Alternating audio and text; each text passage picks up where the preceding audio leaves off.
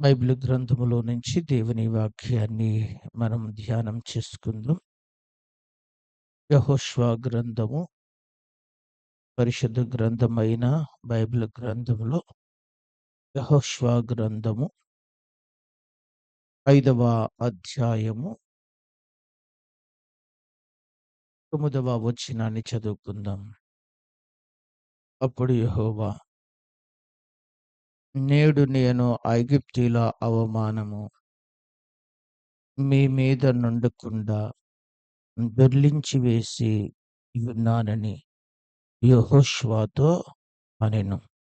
అందుచేత నేటి వరకు ఆ చోటికి గిల్గాలు అను పేరు. చాలు. అందరూ తలలు వంచండి. వాక్యము కొరకు ప్రార్థన చేసుకుందాం. దేవుడు తన వాక్యము చేత ఈ దినము మనందరితో మాట్లాడినట్లు ప్రతి ఒక్కరము దేవునికి ప్రార్థన చేసుకుందాం. అందరూ ప్రార్థన చేసుకోండి. దేవుడు మనతో మాట్లాడాలని, దేవుని ఆత్మ మనలను దర్శించాలని. నన్ను దర్శించు, నాతో మాట్లాడు ప్రభు అని ప్రభువుని అడుగుదాం. కృపగల దేవా, పరిశుద్ధుడా, నీకు వందనాలు.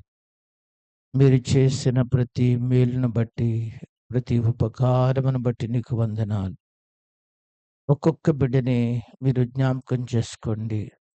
మీ తోడు దయచేయండి, మీ సహాయం దయచేయండి, నీ కటాక్షము మాకు అనుగ్రహించండి.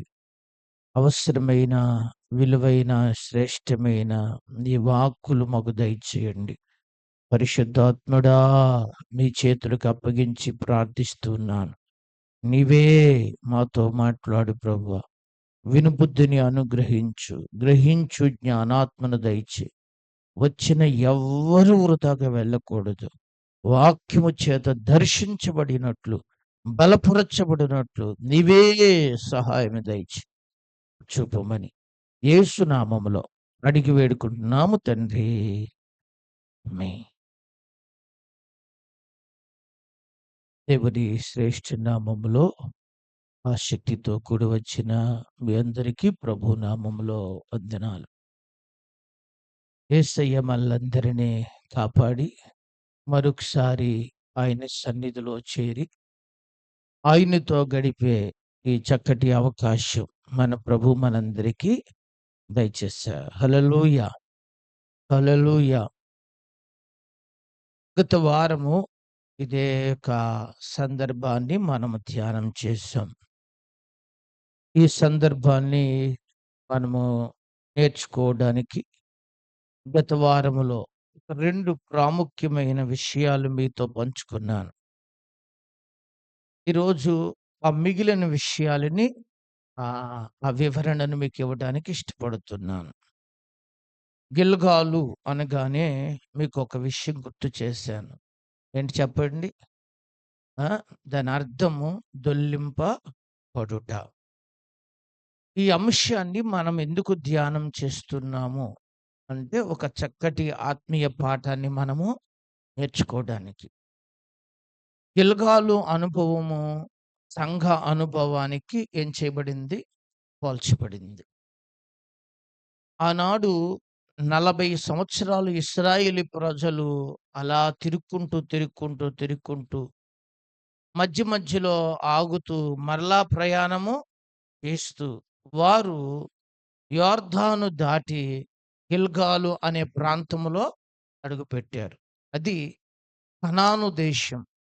కనాను దేశములో మొట్టమొదట మజిలి లేదా మొట్టమొదట గుడారము అక్కడ ఏం చేయబడింది? వేయటం జరిగింది. దానికి ఏమని పేరు అనంటే గిల్గాలు అని ఏం చేయబడింది? నామకరణ పెట్టారు. గిల్గాలు అనే పేరుకి అర్థం ఏమిటి అనంటే దొర్లింపబడుట. ఈ పేరుకి అర్థము. సంఘానికి కూడా గుర్తుపెట్టుకోవాల్సిన విషయం ఏమిటంటే, మన జీవితంలో కూడా కొంతకాలము అన్యులంగా, ఒకవేళ కొంతకాలము లోకపరంగా, కొంతకాలము బయట మన ఇష్టం వచ్చినట్లు స్వేచ్ఛగా ఏం చేయబడాం? తిరిగాం. తిరిగిన దినాలలో కొన్ని కష్టాలు, కొన్ని ఒడిదుడుకులు మన జీవితాలలో కొన్ని అవమానాలు మనం ఎదుర్కోవాల్సిన పరిస్థితి వచ్చింది. మనం చేసే పనుల వలన, మనం నడిచే నడవడికల వలన కానివ్వండి, అలాగే చెయ్యరాని దేవునికి విరుద్ధమైన పనులు చేయుట వలన కొన్ని అవమానాలు, కొన్ని కష్టాలు మన జీవితంలో చూడాల్సొచ్చింది. ఎప్పుడైతే గిల్గాలులో అడుగు పెట్టామో, మన అవమానములన్నీ ఏం చేయబడినవి? దొర్లించబడతాయి. సంఘములో అడుగు పెట్టినప్పుడు దేవుడు ప్రతి అవమానములను ఏం చేస్తాడు? తొలగిస్తాడు. కాబట్టి మనము అలాంటి చక్కటి దైవికమైన సంఘములో చేరే భాగ్యాన్ని దేవుడు మనకి ఇచ్చాడు. ఇప్పటికే మన మీద ఉన్న అనేక నిందలు ఏం చేయబడినవి? అవమానాలు, పాపము, శాపము ఆ దొర్లించబడింది. ఆమేన్. దొర్లించబడిందా? దొర్లించబడింది. దొర్లించబడిన వాళ్ళము దేవుడు చేసిన గొప్ప కార్యాలు మనం ఎప్పటికీ ఏం చేయకూడదు? మరిచిపోకూడదు. యొర్దాను దాటిన తరువాత 12 రాళ్ళు కుప్పగా వేసి, ఇక్కడ వారు ఆ కుప్పని ఎలా పెట్టారు? జ్ఞాపకార్థముగా పెట్టుకున్నారు. ఎప్పుడు ఇశ్రాయేలీయులు యొర్దాను దగ్గరికి వెళ్లి చూస్తే, ఆ కుప్పను చూడగానే, ఆ రాళ్ల కుప్పను చూడగానే ఏం గుర్తు రావాలి ఆళ్ళకి? దేవుడు యొర్దానుని 2 పాయలుగా చేశాడు. మందసము మోసే యాజకుల పాదాలు తగలగానే నది ఏమైంది? 2గా, ఎగువ నుంచి వచ్చే నీరు ఏకరాశిగా నిలబడిపోయింది. అలాంటి ఒక అద్భుతం ఎప్పటికి ఏమైపోకూడదు? మనం మర్చిపోకూడదు. ఎర్ర సముద్రం పాయలు చేసిన సందర్భం, అలాగే 40 సంవత్సరాలు దేవుడు మన్నా పెట్టిన విషయం, దేవుడు బండలోంచి నీళ్ళిచ్చిన విషయం, 40 సంవత్సరాల్లో ప్రభువు చేసిన కార్యాలు ఎప్పటికీ మీకు గుర్తుండాలంటే ఆ చూడగానే ఏమి రావాలి? గుర్తు రావాలి. అలా బైబిల్ గ్రంథములో భక్తులందరూ కూడా వాళ్ళ వాళ్ళ జీవితాల్లో అలాంటి పని చేశారు, గుర్తుండిపోయేలాగా. పేతేలులో యాకోబు ఒక రాయి తీసి నిలబెట్టి దాని మీద తైలం పోసాడు. అంతకు ముందు ఆ ఊరు పేరు లూజు అనే ఊరు.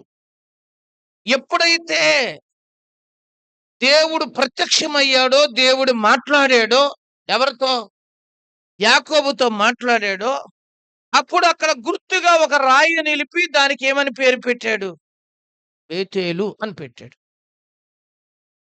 ఇశ్రాయేలీయులు ఫిలిష్తీయుల మీదకు యుద్ధానికి వెళ్ళినప్పుడు సమూయేలు పాలు విడువని ఒక గొర్రె పిల్లను తెచ్చి బలిపీఠం మీద పెట్టి అర్పించాడు. సంఘమంతా అప్పుడు ప్రజలందరూ కలిసి మేము పాపాత్ములమని ఏం చేశారు? ప్రార్థన. వారి ప్రార్థన, సమూయేలు ప్రార్థన, ఇశ్రాయేలు యోధులు యుద్ధానికి వెళితే ఆకాశములో దేవుడు ఉరుములు ఉరిమించి శత్రువులైన ఫిలిష్తీయులను దేవుడు తారుమారులు చేశాడు. ఇప్పుడు సమూయేలు వాళ్ళు పారిపోయినప్పుడు మధ్యలో ఒక రాయ నిలబెట్టి ఆ రాయి దగ్గర ఈ నామకరణ చేశాడు. ఏమన్నా తెలుసా? చెప్పండి. ఎబెనేజరు అన్నాడు. ఎబెనేజరు అంటే అర్థం ఏంటి? సహాయపు రాయి. అంటే ఈ స్థలము నుండి శత్రువులు ఏం చేయబడ్డారు? తరిమివేయబడ్డారు. ఆ రాయి చూడగానే వాళ్ళకి ఒకటి గుర్తొస్తుంది. ఏంటో తెలుసా? సహాయపు రాయి. అంటే దేవుడు ఇక్కడ మనకు ఏం చేశాడు? సహాయం చేశాడు. హల్లెలూయా. అలాగే దేవుడి కార్యాలు కూడా పండుగ గుర్తులు వేసుకోవాలి మనం. ఎవరి కార్యాలు వేసుకుంటారా మీరు ఎప్పుడన్నా? పండుగ గుర్తులు ఉన్నాయా? 10 మందికి అయ్యేం ఉండవు. ఎప్పుడుదప్పుడే మర్చిపోతారు. మనం మర్చిపోయేవాళ్ళం కాదు. దేవుని కార్యాలు మనము ఎప్పుడూ జ్ఞాపకము చేసుకోవాలి. ఎందుకంటే మన దేవుడు గొప్ప దేవుడు. హల్లెలూయా. గత వారంలో ఈ విషయాలు మనం ధ్యానము చేసుకున్నాం. ఇప్పుడు మరొక ప్రాముఖ్యమైన కొన్ని విషయాలు మీకు గుర్తు చేస్తాను చూడండి. యెహోషువ గ్రంథం 5వ అధ్యాయంలోనే మనము 3వ వచనం నుంచి చదువుకుందాం. యెహోషువ రాతి కత్తులను చేయించుకొని సున్నతిగిరి అను స్థలము దగ్గర ఇశ్రాయేలీయులకు సున్నతి చేయించెను. యెహోషువ సున్నతి చేయుటకు హేతువేమనగా చాలు చాలు. దేవుడు ఇప్పుడు ఒక మాట చెబుతున్నాడు. మీరు గిల్గాలులో అడుగు పెట్టారు కదా! గిల్గాలులో దేవుని ఆశీర్వాదాన్ని మీరు పొందాలి అనంటే, ఈ గిల్గాలులో అడుగు పెట్టిన మీరు ప్రత్యేకింపబడిన జీవితాన్ని మీరేం చేయాలి? జీవించాలి. అందుకు వీరితో మాట చెబుతున్నాడు. రాతి కత్తులను చేపించి సున్నతి చేయించండి అన్నాడు. ఎవరు? ఈ సున్నతి అనేది ఎప్పుడు మొదలయ్యింది?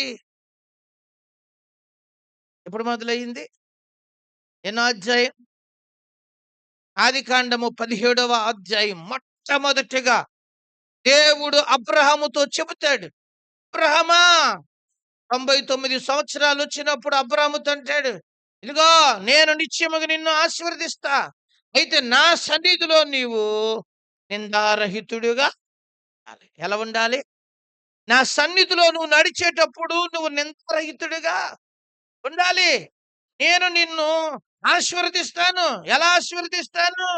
నీ పేరు అబ్రాము కాదు. నీ పేరు అబ్రహాము.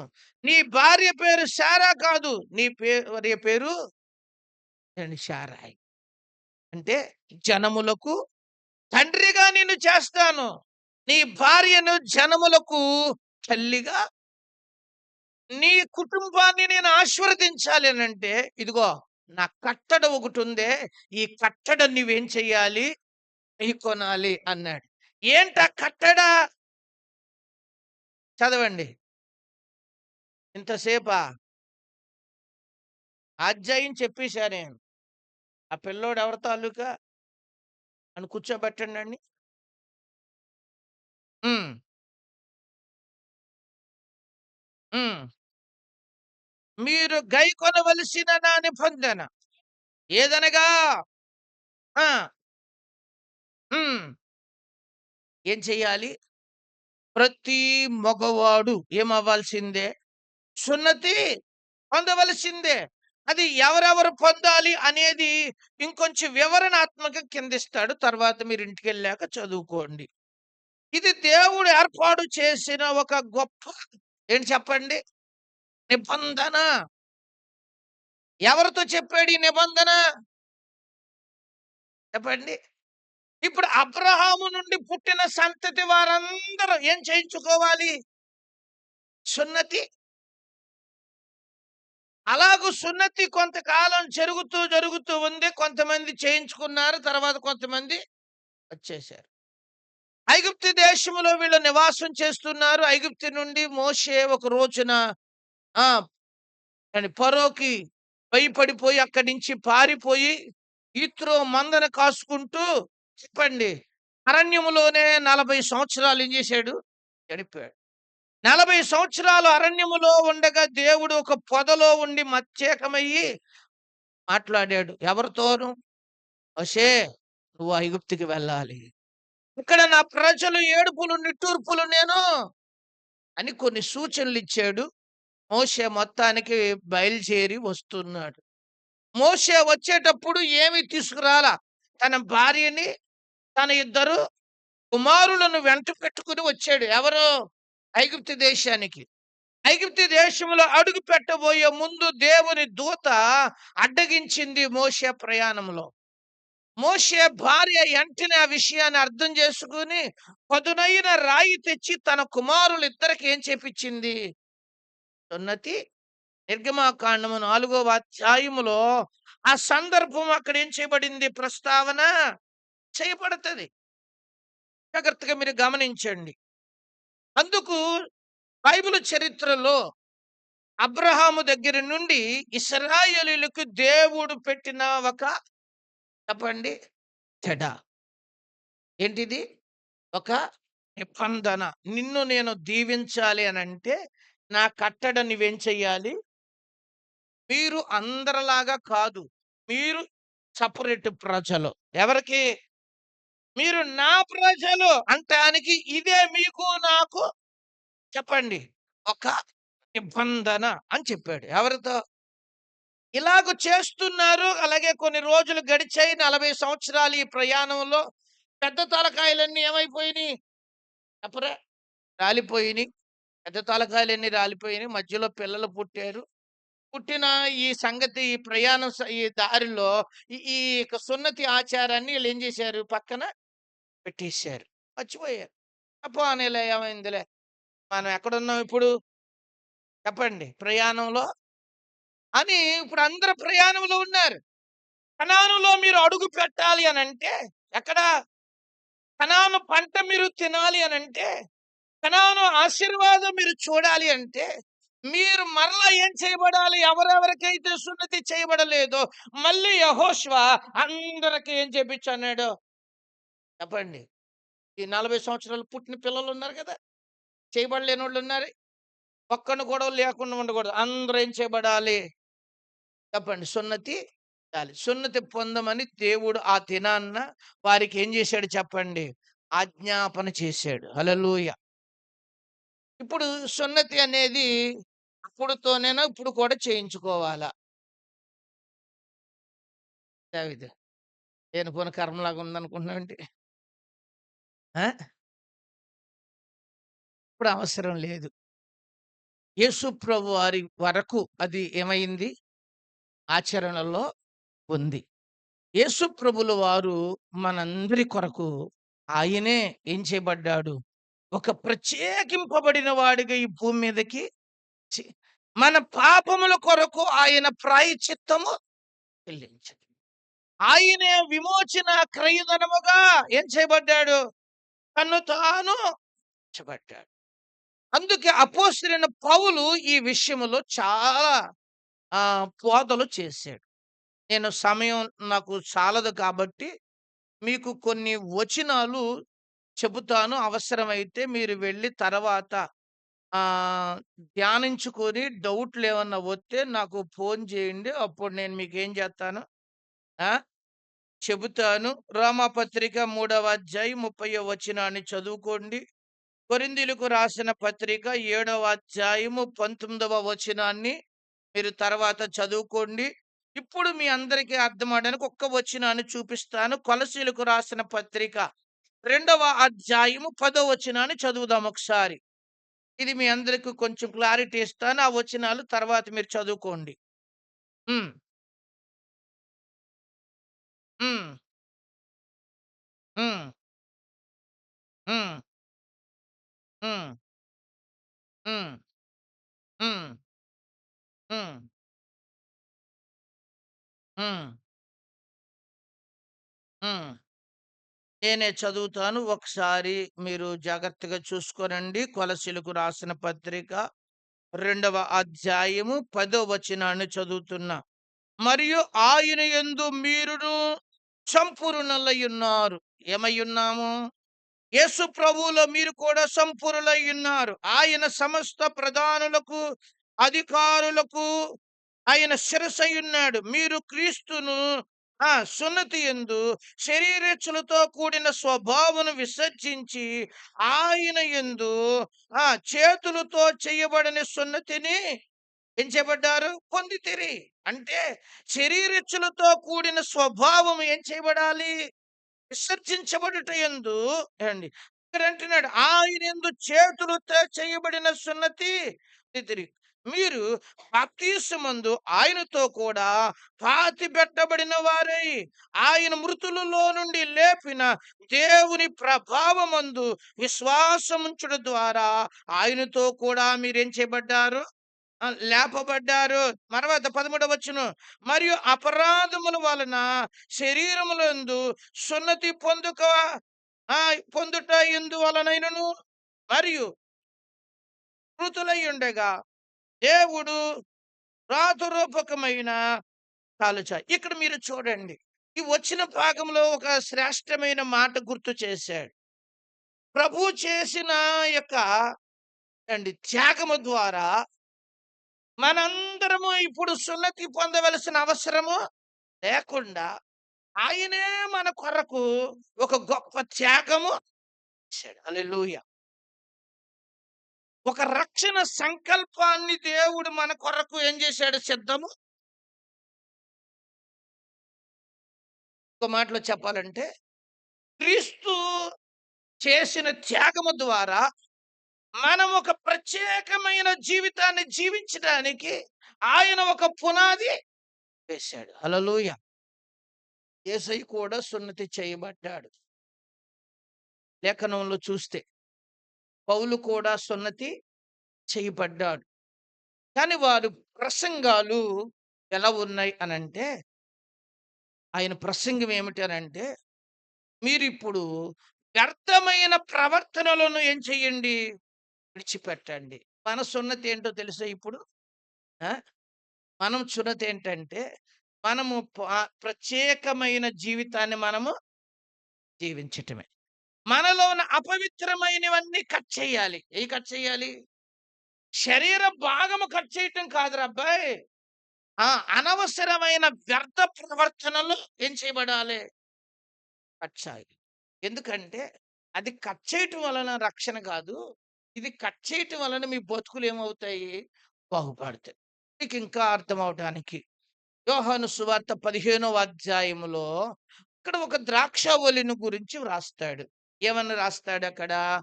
ఫలింపని ప్రతి తీగను ఏం చేయమన్నాడు? ఏం చేయమన్నాడు అక్కడ? ఆ! నరికి పారేయండి అన్నాడు. ఫలించని ప్రతి తీగ ఏం చేయాలి? ఆ! ఎందుకు నరికేయమన్నాడు దాన్ని? ఆ! మొక్కల్లో పనిచేసే వాళ్ళకి బాగా తెలుసు. ఎండిపోయిన రొప్పను ఉంచకూడదు. ఉంచితే చెట్టంతా పాడైపోతది.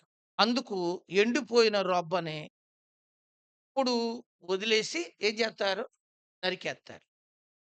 ఎందుకంటే ఆ పంగకి గుప్పుడు వదిలేస్తే ఆ తెగులుంటే అక్కడి దాకా వచ్చి ఏమైపోద్ది? ఆగిపోద్ది. అంతే. కానీ నరకకపోతే చెట్టు మొత్తం చచ్చిపోద్ది. ఇక్కడ మనం గుర్తించాల్సిన విషయం. మనలో పనికిరాని లక్షణాలను ఏం చేయాలి? ఇప్పుడు చెప్పండి. అర్థమైందా మీకిక్కడ? అయి తీసి పారేయాలి. అసూయ, ద్వేషం, కక్ష, కుట్ర, ద్వేషం, ఇంకేం చెప్పొచ్చు? నిర్లక్ష్యం. ఆ! ఇలాంటి ఆటిల్ని ఏం చేయాలి? తీసేయాలి. కొన్నిసార్లు సంఘములో కూడా కొన్ని పనికిరాని అలవాటులు, పద్ధతులున్నాయి. ఆటిల్ని కూడా ఏం చేయాలి? తీసేయాలి. అవి తీయకపోతే వారికి క్షేమాభివృద్ధి ఉండదు. ఏంటి తీసేయాల్సినయి? మీకు చెప్పండి. మీరు మార్చుకోవాల్సినయి ఏమున్నాయి? టయానికొత్తన్నారా? వస్తారా? మౌన దీక్ష పాటించారా? మౌన దీక్ష పాటించారా? ఏవండీ? ఆ అలవాటు మంచిది. టయానికి ఏం చేయటం? రావటం. వచ్చిన తరువాత చక్కగా కూర్చోవటం. మీ పిల్లలని మీ దగ్గరే పెట్టుకొని ఆళ్ళకి భయం నేర్పండి. ఎవరికి? నేర్పండి. కూర్చోబెట్టండి వాళ్ళని చక్కగా. "ఏయ్! లెగ్గూడదు. తప్పు" అని ఆళ్ళనేం చేయాలి? గాలికి వదిలేయకండి. గాలికి వదిలేస్తే రేపు ఏడుత్తవు. ఎవరు? పక్కోళ్ళు ఏడవరు. మీ పిల్లల్ని మీరు వదిలేస్తే రేపొద్దున ఏడిసేది చెప్పరా? మీరే. దారం పెట్టి నెత్తెక్కించుకుంటే నెత్తి మీద పుడుతది జాగ్రత్త. ఎక్కడ? అర్థమైంది మీకిక్కడ? నెత్తి మీద ఆళ్ళతో పొడిపించుకోకుండా ఉండాలంటే చెప్పండి. ఇప్పుడే నెత్తెక్కించుకోవద్దు. ఎంతవరకు ఉండాలో క్రమశిక్షణ నేర్పండి. ఎవరికి? ఊళ్ళోకొస్తే ఇలా ఉండాలిరా అబ్బాయి అని మనం ఏం చేయాలి ఆళ్ళకి? మీరు ప్రార్థన చేసేటప్పుడు కళ్ళు తెరిసి ఒకసారి ఆళ్ళ మొఖం వంక చూడండి. ఎవరి మొఖం? మీ పిల్లల్ని. మోకరించారా? లేదా? మోకరించకపోతే బుర్ర మీద కొట్టి ఏం చెయ్యి? మోకరించు. ఏం చెయ్యాలి అనంగా ఏదో ఒకటి చెయ్యి అనండి. ఎక్కడ? అర్థమైంది మీకిక్కడ? అదే ఎవరు నేర్పాల్సింది? ఒక క్రమశిక్షణ. మధ్యలో లేవటం, మేకల్లాగే మేత మేయటం. చెప్పండి. కరెక్ట్ పద్ధతి. ఇంకొక విషయం, ఫోను తేవటం చెప్పండి, వద్దని చెబుతా. తెత్తే తేండి. తెచ్చినోళ్ళు దాన్ని సైలెంట్‌లో ఉంచండి. అది ఒకవేళ మోగినా ఎత్తితే మాత్రం చెప్పండి, దాన్నేమంటారో తెలుసా? అమర్యాద అంటారు. ఏమంటారు? అంతేనా? ఇక్కడ మీరు కూర్చున్నారు. నాకు ఫోనొచ్చింది. నేను ఫోనెత్తి, "నాన్న ఏం చేత్తన్నావు నాన్న?" "ఆ! అలాగా నాన్న. ఓకే నాన్న." "ఆ! అమ్మ అలాగా. బెండకాయ కూర వండావా? ఓకే." అప్పుడది ఎలా అనిపిచ్చుద్ది మీ కంటికి? ఏంటా పాస్టర్ గారికి ఆ! స్టేజి మీద నిలబడి ఎలా మాట్లాడుతున్నాడు?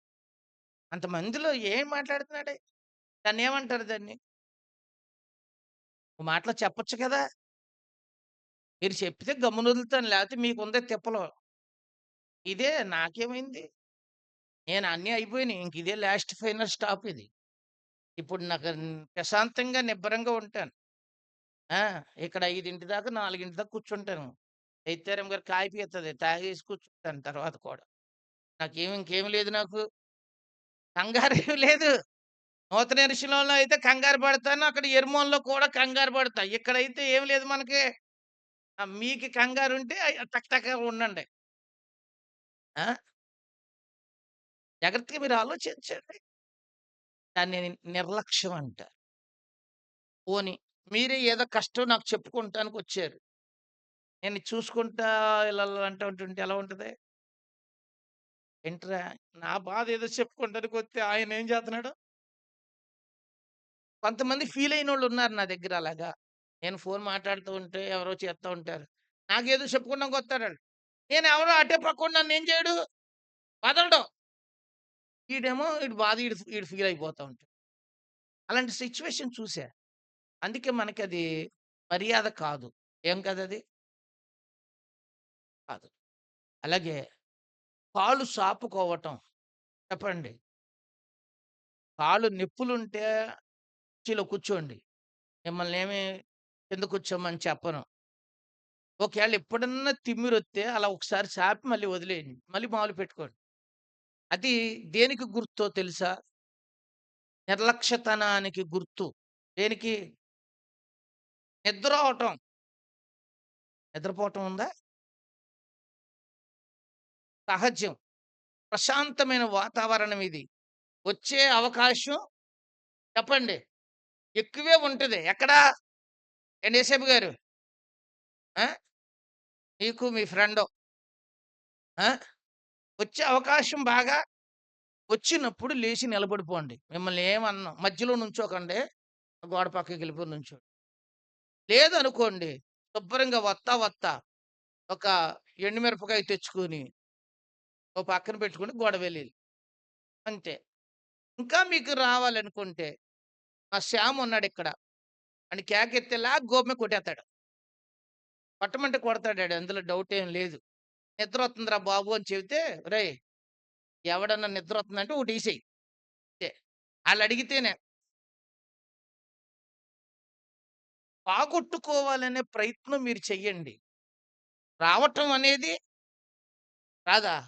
నీకైనా వత్తది, నాకైనా వత్తది, ఎవరికైనా వత్తది. ప్రశాంతంగా ఉన్నప్పుడు ఏమొత్తది? వత్తది. అలసిపోయిన దేహాలకి. కానీ దాన్ని పోగొట్టుకోవాలనుకోవాలి. పోగొట్టుకోకుండా ఇదే మంచి అవకాశం. ఇంటికెళ్తే ఎలాగా పట్టదులే. ఇది మంచి పద్ధతిలో చెప్పండి కాదు. అర్థమైంది మీకిక్కడ? కొన్ని పద్ధతులు చక్కగా ఏం జేసుకోవాలి మనము? ఆ! అలవర్చుకోవాలి. జాగ్రత్తగా మీరు గుర్తుపెట్టుకోండి.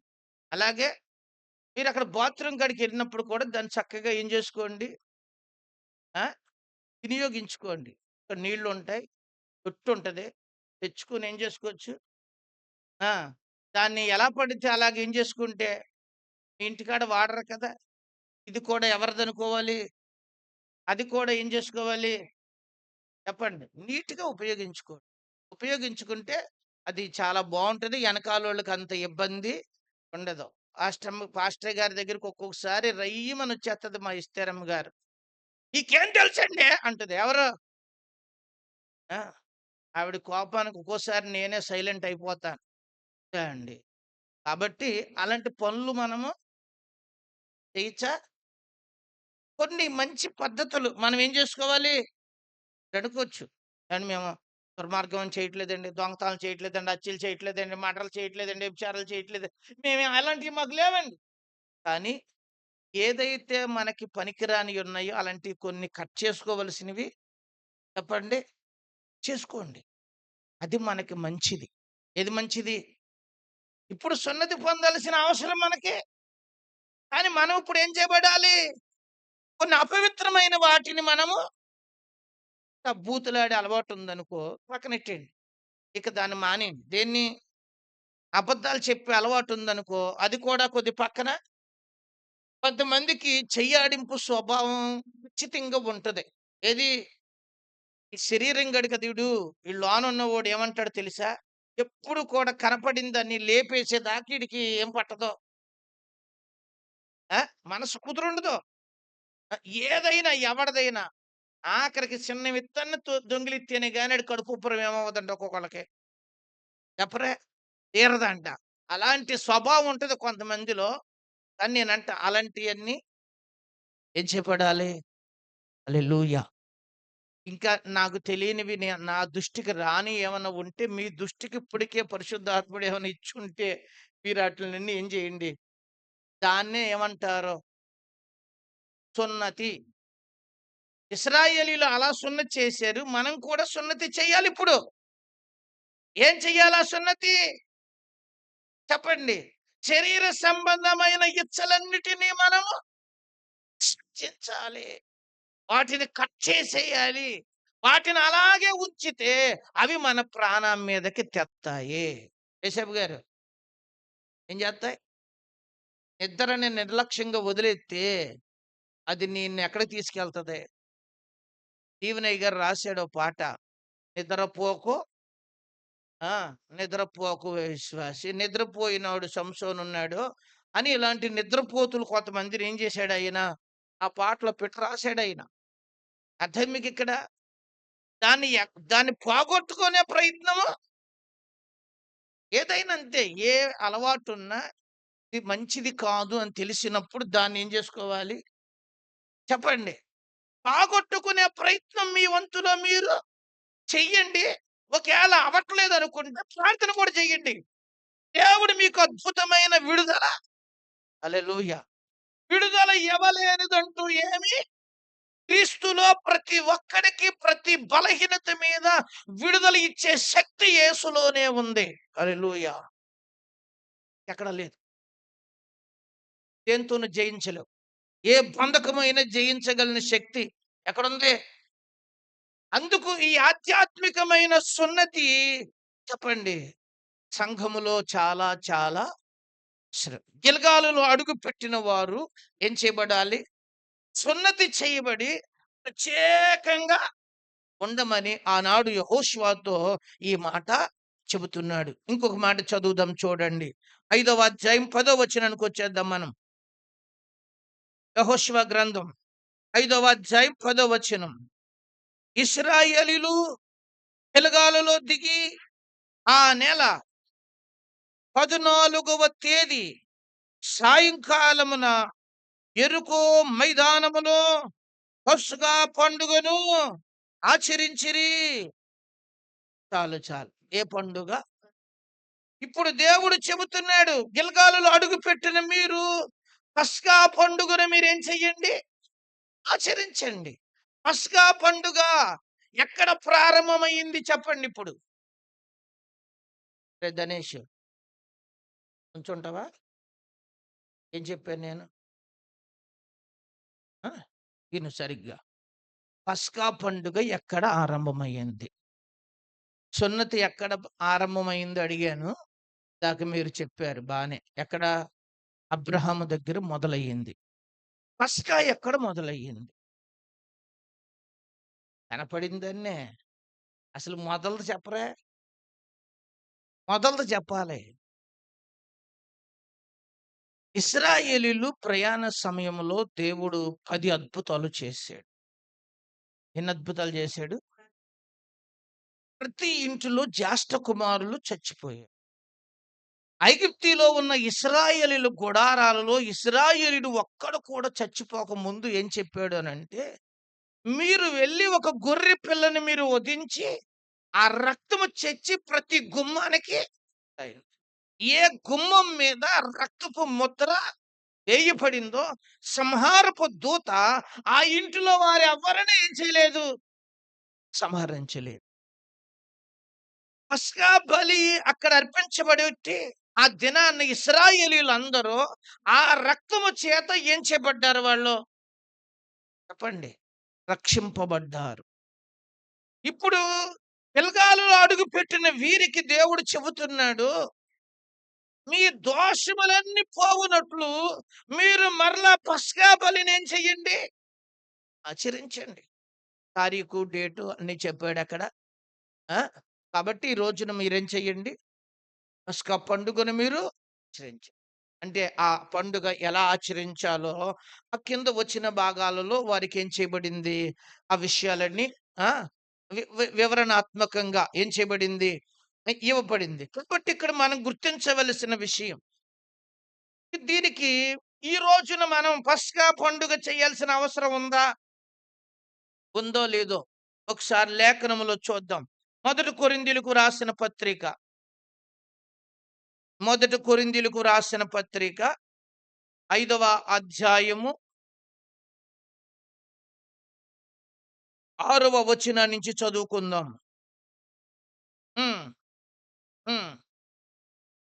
పులిసిన పిండి కొంచెమైనను ముద్దంతయు పులియచేయును మీరెరుగురు కదా!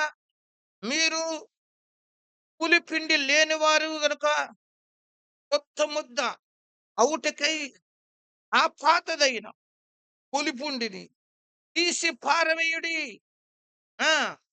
క్రీస్తు అను మన పస్కా పశువు వధింపబడెను కనుక పాతదైన పులిపిండినైనా దుర్మార్గము, దుష్టత్వము, పులిపిండితోనైనా కాకుండా నిష్కపటమును, సత్యమును, పులియని రొట్టెతో అది చాలు. ఇక్కడ వ్రాయబడిన మాట చూడండి.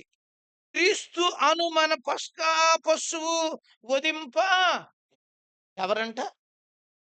ఎవరు? క్రీస్తే మన పస్కా పండుగ కింద ఏం చేయబడ్డాడు? వధింపబడ్డాడు. ఇప్పుడు పస్కా గొర్రె పిల్లను వాళ్ళేం చేశారు? ఆ పండుగ రోజున ఒక గొర్రె పిల్లను వధించారు. ఇప్పుడు మనందరి కొరకు క్రీస్తు ప్రభువు ఏం చేయబడ్డాడు? చెప్పండి. వధించబడ్డాడు. ఇప్పుడు మనము పస్కా పండుగ చేయాల్సిన పనేమి? ఒక విధంగా చెప్పాలంటే పస్కా పండుగ ఎప్పుడురా అనంటే క్రీస్తు ప్రభు శిలువలో ప్రాణం పెట్టిన గుడ్ ఫ్రైడే రోజే. ఏ రోజు? చెప్పండి. అదే పస్కా పండుగ. మనందరి కొరకు కలువరి శిలువలో ఏం పెట్టాడు ఆయన? ప్రాణం పెట్టాడు. ప్రాణం పెట్టాడు. ఇదే ఒక అద్భుతమైన ఏ దినము? పస్కా పండుగ. ఇప్పుడు మన అందరి కొరకు, మన దోషముల కొరకు ఆయన ప్రాయశ్చిత్తము ఇప్పుడు ప్రాయశ్చిత్తము చేయబడింది కాబట్టి, ఇప్పుడు పులిపిండి ఉండొచ్చా? ఉండకూడదా? అదే చెప్పాడు. ఏం చెబుతున్నాడు?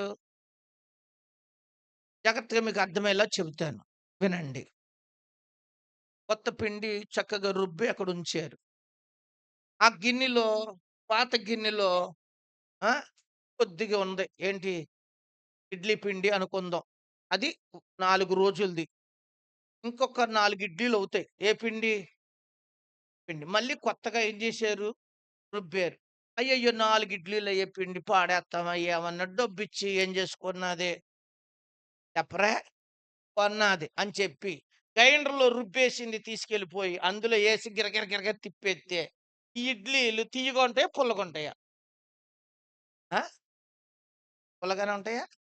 అది. తెలిసిపోయిందిగా మీకు. అంటే యేసు ప్రభు నీ కోసం త్యాగం చేశాడు. నిన్ను శుభ్రము చే పాత పులిపిండిని ఇందులో ఏం చేయబాక కలపకో. లోక సంబంధమైన కొన్ని ఆచారాలు, కొన్ని పద్ధతులు తెచ్చి ఇందులో దోపకో. ఇందులో పెట్టావా అది కూడా ఏమైపోద్ది చెప్పండి. అందుకని ఇప్పుడు ఏం చేయకూడదు, మన దగ్గర పులిపిండి బోదలేమన్నా ఉంటే వాటిని పక్కన. ఒకరోజు యేసు ప్రభు ఒక దోణిలో వెళ్తున్నాడు. ఆయన శిష్యులు కూడా ఆయనతో పాటే ఉన్నారు. శిష్యులు యేసయ్య దోణిలో వెళుతూ ఉండగా ఆయన ప్రసంగం చేస్తున్నాడు. హేరోదు యొక్క పులిసిన పిండిని గూర్చిన ఏం చేస్తున్నాడు? బోధ చేస్తున్నాడు. ఈళ్ళేమో "ఎరా రొట్టెలు తెచ్చావా?" అంటున్నారు. "ఏం తెచ్చావు?" ఈళ్ళేమో చెప్పండి, రొట్టెలు యేసయ్య పెట్టలేదు ఈళ్ళకి. 5 రొట్టెలు పెట్టాడుగా. ఏనాడు ఆళ్ళకి ఆకలితో ఉంచలా. కానీ ఈళ్ళకు తిండి కోసం వీళ్ళ ఆలోచన. యేసుప్రభు దేని గురించి బోధిస్తున్నాడు అంటే ఆయన ఉద్దేశ్యం ఏంటంటే, ఎప్పుడు ఎవరిలోనూ పులిసినదంటూ ఏమీ ఉండకూడదు. పాతవి గతించెను, సమస్తము నూతనమాయెను. ఒక క్రైస్తవుడి జీవితం రక్షించబడిన వ్యక్తిలో నూతన స్వభావాన్ని ఏం చేయాలి? ధరించాలి. అందుకే యేసుప్రభు వారు ఇలా చెబుతాడు. ఓ పిల్లోడిని చూపించి, "ఇదిగో ఇలాంటి వారిదే పరలోక రాజ్యం" అన్నాడు. ఎలాంటి వారిది పరలోక రాజ్యం? ఎందుకు? వాడు నూతన సృష్టి. వాడికి కోపం లేదు, అసూయ లేదు, ద్వేషం లేదు, కుళ్ళు లేదు, కుట్ర ఏమన్నా ఉన్నాయా? ఉండవు. మీరెలా ఉండాలి? అది. పౌలు సౌలుగా ఉన్నప్పుడేమో హింసకుడు, దూషకుడుగా ఉన్నాడు. దేవుడు దర్శించిన తరువాత అతడు చెప్పండి ఆ! నూతన సృష్టిగా హల్లెలూయా! ఇప్పుడు మీరు చూడండి.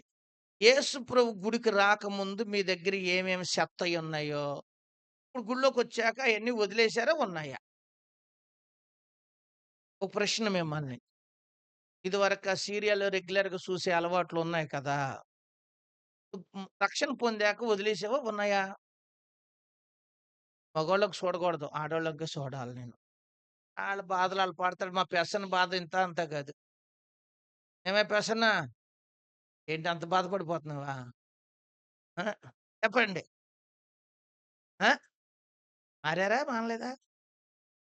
మానేసారా? మానలేదా? మరి అప్పటికి ఇప్పటికి నీలో ఏం మార్పొచ్చింది? ఈ పక్కింటోళ్ళు చూత్తారు మీ వంక. ఏంటి గుడికెళ్ళక ముందు ఇలాగ చూసి వచ్చిన ఇలాగ చూత్తందా? ఇదేమవ్వాలా? ఎలా మారద్ది నేను ముందే అనుకున్నా ఇది మారదన్న సంగతి. ఎవరన్నారు ఆ మాట? చెప్పండి. మీరు చెబితే చెప్పానుగా గమ్మునెళ్తారు మీరని. మరదే. ఆళ్ళనుకుంటారు. ఏవండీ, ఎప్పుడైనా ఆళ్ళ కోడొచ్చి మీ దొడ్లో దూరిందనుకోండి. ఆ! ముదరష్టపు కోడిని, కోడెరగని తలకాయెరగ అన్న. ఓహో! మారిందనుకున్నాను కానీ ఇది మారలా. ఎలా మారద్దే నేననుకున్నానులే. కాటిలోకెళ్ళేదాకా ఇదేమవ్వదో. ఎవరంటారు? చెప్పరా? మరి అదేనండి. నూతన సృష్టి అంటే ఏంటిది? మీరేమనుకుంటున్నారు? నాయనా గుళ్ళోకెళ్ళాను నాయనా. గుళ్ళోకెళ్ళాక నూతన సృష్టి చేసేయి నాయనా. పిల్లలకు పెట్టినంత గ్లామరు ఎవరికి? ఆ! వచ్చేయాలా? గ్లామరొచ్చేయాలా? ఎక్కడికొచ్చాక? ఆ! అది కాదు. అది కాదు సృష్టి. నీలోనే ఏం రావాలి? విన్నావుగా. వాక్యం వింటున్నావుగా. విన్నాక నీలో ఆ తగ్గింపు, ఆ దీనత్వం, ఆ విధేయత, ఆ పవిత్రత, ఆ మాట్లాడే విధానంలో బూతులు లేకుండా ఉన్నదున్నట్టు వాస్తవాలు ఏం చేయటం? మాట్లాడడం. ఇదే ఏ భక్తి? ఇది. గిలగాల అనుభవం అంటే ఏంటి? చెప్పండి. ఆ! సంఘానికి వచ్చారు మీరు. సంఘంలోకొచ్చాక సంఘంలోకొచ్చినోళ్ళు ఎలా ఉండాలి? ఒకటి దేవుడు చేసిన కార్యాలు జ్ఞాపకము చేసుకోవాలి. ఒకటి. రెండవది ఏం చేయబడాలి? చెప్పండి. సున్నతి పడాలి. వేస్ట్ అంతా మనలో నుంచి కట్ మూడవది చెప్పండి. పస్కా బలి అంటే క్రీస్తు నీ కోసం ఏం చేయబడ్డాడు? బలైపోయాడు. కాబట్టి నువ్వు నూతన సృష్టివి. అయిపోవాలి. ఎక్కడికొచ్చాక? మాట్లాడండి. గుళ్ళోకొచ్చాక. ఏమైపోవాలి? ఏమైపోవాలి? నూతన సృష్టి. జాగ్రత్తగా మీరు గుర్తుపెట్టుకోండి. 10 మందికి ఇంకా పాత బుద్ధులుంటాయి. "అరే ధనీషు లేపేత్తవా ఏదన్నా? పెన్నెయ్యి. పెన్నా, కణికలు లేపేసే అలవాటుందనుకో, గుళ్ళోకెళ్ళి కాడి నుంచి ఏం చేయకూడదు ఇక్కడి నుంచి? చెప్పరా? ఆ! ఒరేయ్ శ్యాము విన్నావా? కొంతమందికి సుప్పనతి బుద్ధుంటది. పక్కోడి నోట్సులు చింపేత్తాడాడు. ఛీ అంటాడు చింపేసేసి. అలాంటి సుప్పనతి బుద్ధుడిని ఆయన ఇక్కడి నుంచి అలాంటి పనులు చెయ్యను. కొంతమంది చెంచాలు ఎత్తుకొచ్చేత్తారు పక్కోడియి. అర్థమైందా మీకిక్కడ? ఎత్తుకొచ్చేత్తారు. బాక్సులు ఎత్తుకొచ్చేత్తారు పక్కోడియి. ఒక్కొక్కడు ఎత్తుకొత్త మనిషి దారిలో ఇసిరేత్తాడు ఎటోకటు. ఆడేమవ్వాలని? ఆ! ప్రజ్ఞ విన్నావా? చెత్త అలాంటియి ఏమన్నా? ఆ! గుళ్ళోకొచ్చాక గుర్తు రావాలి. పలానా పిల్లోడు గుళ్ళోకెళ్ళిన కాడి నుంచి చాలా అది ఇలాగ వచ్చిన వాళ్ళ జీవితంలో ఏం జరుగుతాయో ఓ 2 మాటలు చెప్పి ముగించేత్తాను. చూద్దాం. ఇంకక్కడికెళ్దాం. అదే అధ్యాయంలోకొచ్చేయండి. యెహోషువ గ్రంథము 12వ వచనం చదువుదాం. 5వ అధ్యాయం 12వ వచనం. ఆ! మరునాడు ఈ దేశపు పంటను తినుచుండెగా మన్నా మానిపోయెను. అటు తరువాత ఇశ్రాయేలీయులకు మన్నా దొరకకపోయెను. ఆ సంవత్సరమున వారు కనాను దేశపు పంటను తినిరి. చాలు. ఏం తిన్నారు? ఏ పంట? ఇప్పటిదాకా ఏం తిన్నారు ఈళ్ళు? మన్నా తిన్నారు. ఇప్పుడు, ఇప్పుడు మీరు గమనించండి. ఇప్పుడు కనాను దేశపు పంట తిన్నారు ఈళ్ళు. ఇప్పటిదాకా కొత్తిమీర గింజ అన్నారు గదా! ఇప్పుడు ఒరిజినల్‌గా భూ పంటని ఏం చేస్తున్నారు ఈళ్ళు? 40 సంవత్సరాలు వీళ్ళేం తినలేదు. భూ పంట తినలా. కానీ ఇప్పుడు ఏం తింటున్నారీళ్ళు? హల్లెలూయా! మీరు జాగ్రత్తగా ఇక్కడే ఒక ఆశీర్వాదపు మాట. ఏంటో తెలుసా? దేవుడిచ్చు అసలైన సిసలైన ఆశీర్వాదం మనం ఎప్పుడు పొందుతాము? దేవుని సన్నిధిలోకొచ్చినప్పుడు, దేవుని సన్నిధిలోకొచ్చినప్పుడు మన అవమానాలన్నీ ఏం చేయబడతాయి? దొర్లించబడ్డాయా? దేవుని సన్నిధిలోకొచ్చినప్పుడు అవమానాలు దొర్లించబట్టమే కాదు, ఇప్పుడు జరిగేదేంటో తెలుసా? ఆశీర్వాదాన్ని దేవుడిస్తాడు. ఎవరికి? ఆ! యాకోబుకి ఆశీర్వాదం ఉందా? లేదా? ఎంతుంది? ఆళ్ళ అన్నయ్యకి ఎంత కానుకిచ్చాడు? బాగా ఇచ్చాడు. కానీ ఎక్కడ మోకరించాడు? ఎబ్బేకు రేవు దాటి మోకరించాడు. ఏమని ఏడిసాడు? ఏమడిగాడు దేవుణ్ణి? చెప్పండి ఏమని అడిగాడు? మరి అంతకుముందు ఆశీర్వాదం లేదా యాకోబుకి? గొర్రెలు, మేకలు, ఒంట్లు, పశువులు లేవా? పనోళ్ళు లేరా? 12 మంది కొడుకులు లేరా? ఎవరికి? మరి అదంతా ఆశీర్వాదం కాదా? అది పైనుండొచ్చిన ఆశీర్వాదము. ఆయన నిశ్చయముగా నీవు నన్ను దేవుడు తొడగూటి మీద కొట్టాడు వదిలేస్తాడనుకున్నాడు. యాకోబు అన్నాడు, నిశ్చయముగా నువ్వు నన్ను ఆశీర్వదిస్తేనే కానీ నేను నిన్ను పోనివ్వను. గుమ్మానికి అడ్డంగా వెళ్ళిపోయాడండి. ఎవరు? ఆశీర్వదించాను. ఇప్పుడన్నాడు, ఆ! నీ పేరు ఇక నుంచి ఎవరు? ఇశ్రాయేలు. హల్లెలూయా! బయట ఎంత దీవెనున్నా దీవించే దేవుడు మనలను దీవించాలి. మీరేదో మామూలుగా తినటానికి, ఉండటానికి వస్తుంది. నడిచేస్తుంది. ఇదే దీవెన అనుకుంటున్నారు. ఇది కాదు. అంతకంటే గొప్ప ఆశీర్వాదం ఒకటుంది. ఎవరి దగ్గర? ఆ ఆశీర్వాదంలో నెమ్మదుంటది. ఆ ఆశీర్వాదంలో ఆనందం ఉంటది. ఆ ఆశీర్వాదంలో ఒక తృప్తి, ఆ ఆశీర్వాదంలో ఏముంటదో తెలుసా? ఒక సంతోషము. హల్లెలూయా! అది ఏ ఆశీర్వాదము?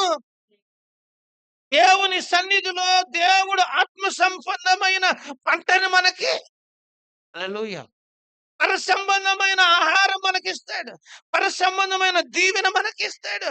దేవుని సన్నిధిలో నిలిచి ఉన్నప్పుడు అలాంటి ఆశీర్వాదం మనం ఏం చేయగలము?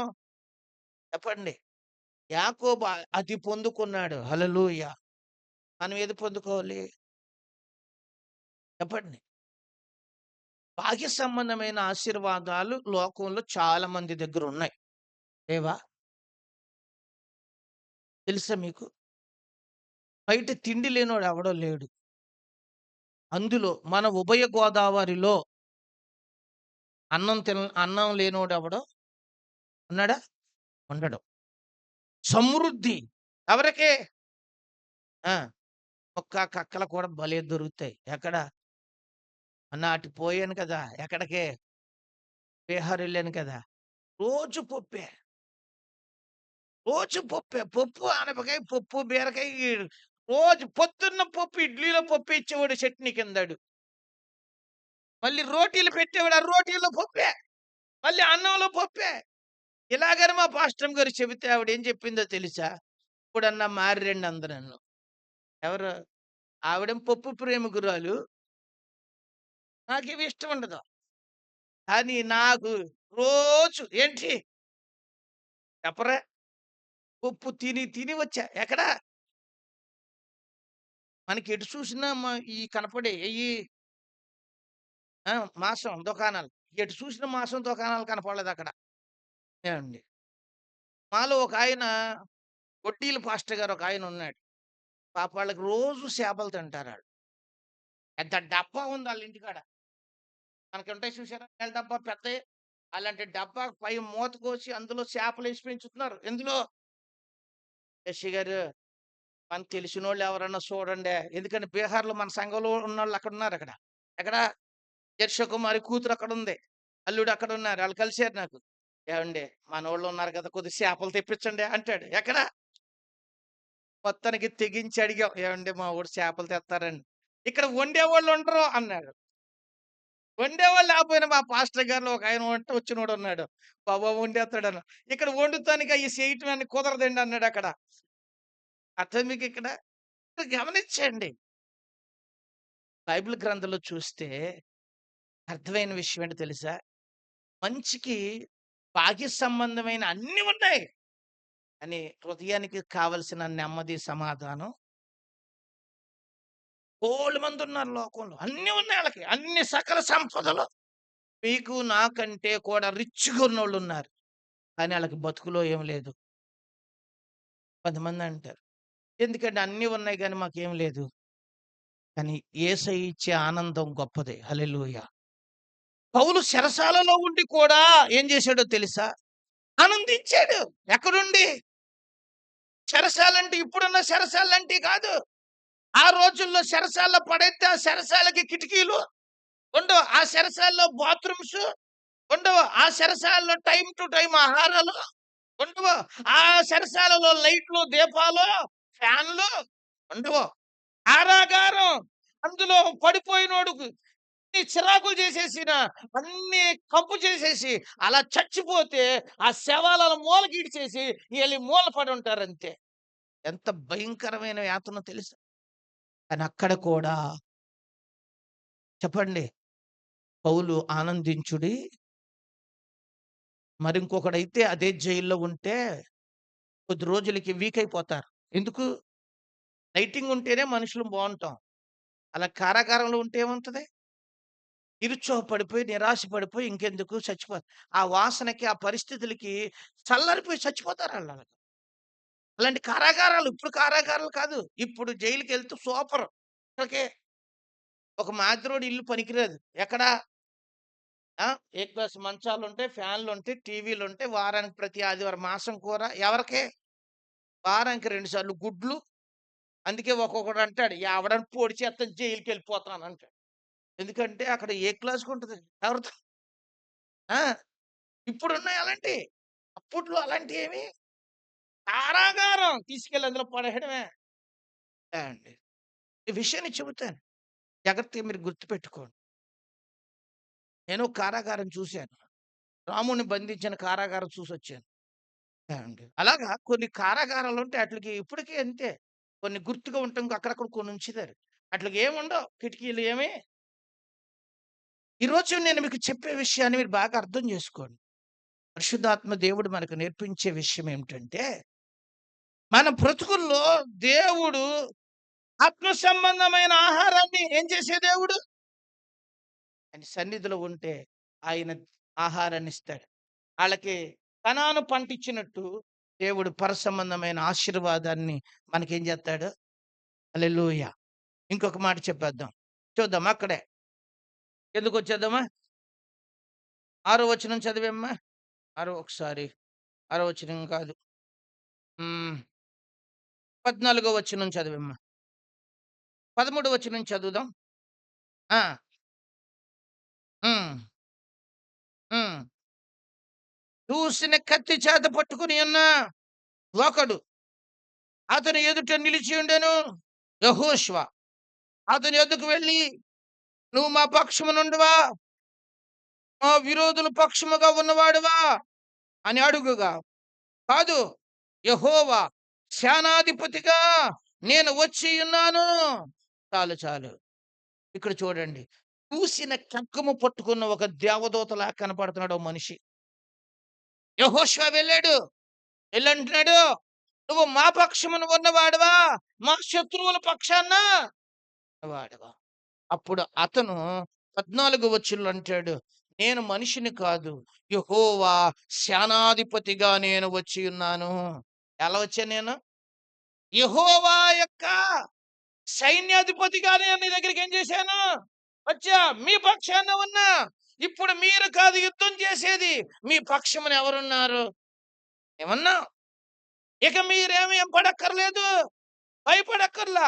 ఇది పరిశుద్ధమైన స్థలం. నీ పాదములున్న చెప్పులు యెహోషువ కాళ్ళనున్న చెప్పులు తీశాడు. హల్లెలూయా! దేవుడు మన పక్షాన అండి. ఆయన ప్రొటెక్షన్ ఎక్కడుంటే దొరుకుద్ది మనకి? ఇప్పుడు చెప్పండి. ఎక్కడుండాలి? దేవుని సన్నిధిలో మీరు ఉంటే, దేవుని సాన్నిధ్యం మీ జీవితంలో కలిగుంటే, ఇప్పుడు మీ పక్షమున పోరాటానికి దేవుడు తన సేనాధిపతిని ఏం చేస్తాడు? హల్లెలూయా! దావీదు అందుకే అంటాడు కదా! ఆ! ఓ పక్కన 1000 మంది పడినా, ఓ పక్క 10,000 మంది పడినా, అపాయం నా యొద్దకు రాదు. ఎవరున్నారు? హల్లెలూయా! ఈ దినము మీరు గుర్తుపెట్టుకోండి. మనకి కూడా ఎన్నో పోరాటాలుంటాయి. శత్రు పోరాటాలు. మనం ఏ రాజ్యానికి నాయకులం కాకపోయినా, ఒక ఇంటికి మాత్రం చెప్పరా? వెంకటజన్ గారు. ఒక ఇంటికి నాయకుడు. మీరేమో నాయకురాండ్రులు. కాదా? పోరాటాలు లేవా? అడిగితే అన్నావు. ఉత్తిదే. ఒంట్లో పోరాటం. చెప్పరా? యజమానితో పోరాటం. పిల్లలతో పోరాటం. ఇంకా చెప్పండి. ఇరుగోడితో పోరాటం.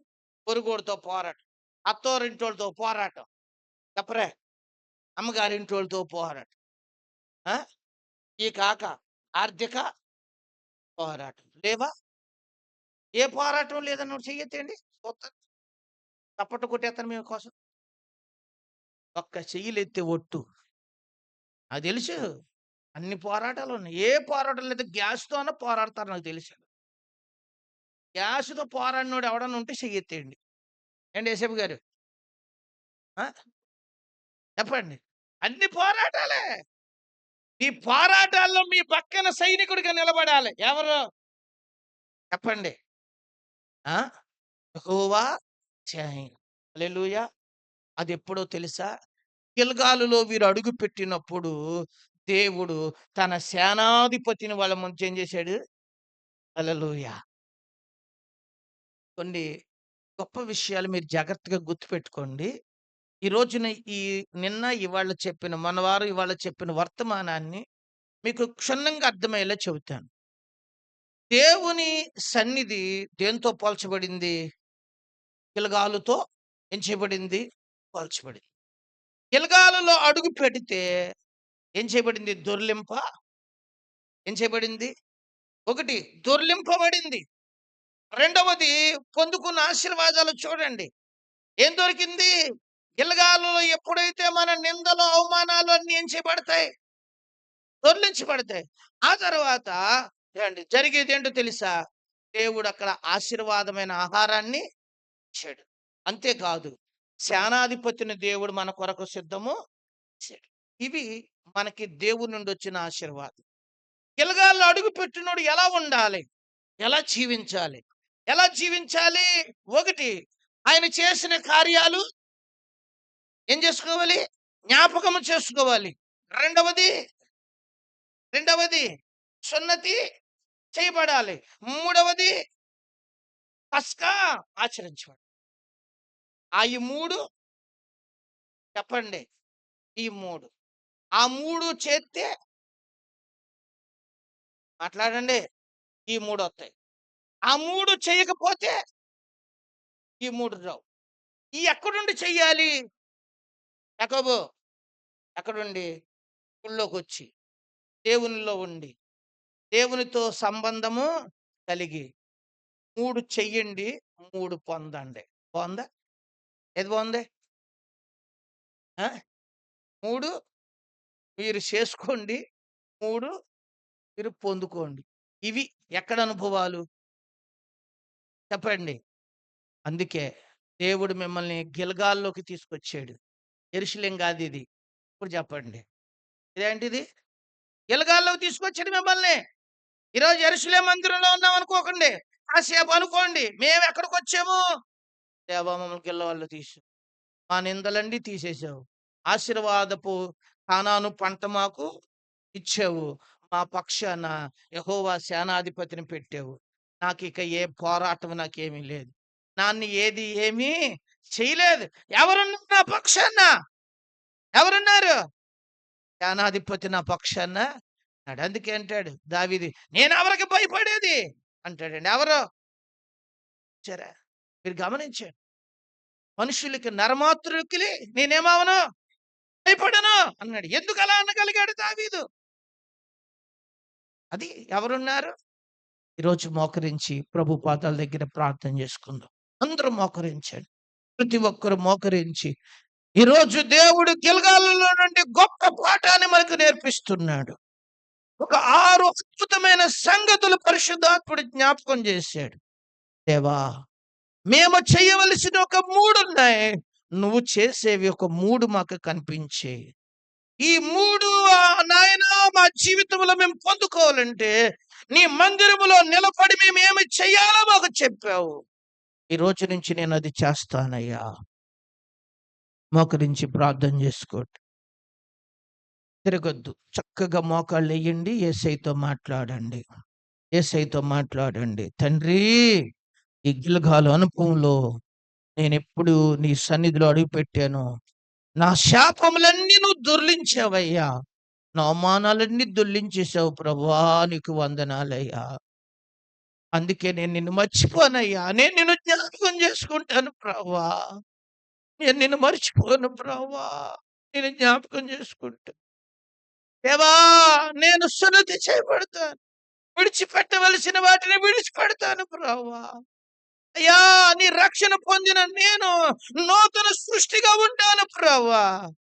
నన్ను ఒక నూతన సృష్టిగా చెయ్యి దేవా. నీ ఆశీర్వాదం నా మీదకి రాని. నా పోరాటములో నువ్వు నా పక్షం నుండి నాకు జయమి ప్రభువా. విజయప్రదంగా నడిపించే దేవుడు మనకున్నాడు. నీ ముందు ఉన్న ఎన్ని సంవత్సరాలు నీ కొరకు దేవుడు సిద్ధపరిచాడు. నీ కొరకు దేవుడు ఎన్ని సంవత్సరాలు సిద్ధపరిచాడు.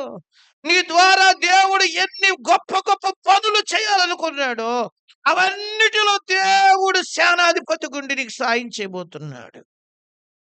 దేవా, నువ్వు నాకు సాయం చేయి. నేనైతే సున్నతి చేయబడుతున్నాను. చేయి దేవా. నాలో ఉన్న ప్రతి చెడు తీసేసి, నాలో ఉన్న బద్ధకం తీసేసి, నాలో నిర్లక్ష్యం తీసేయి. మందిరానికి లేటుగా వచ్చే స్వభావం తీసేసి నాలోంచి. ఈరోజు దేవుని దగ్గర ప్రార్థన చేసుకోండి. అందరూ ప్రార్థన చేసుకోండి.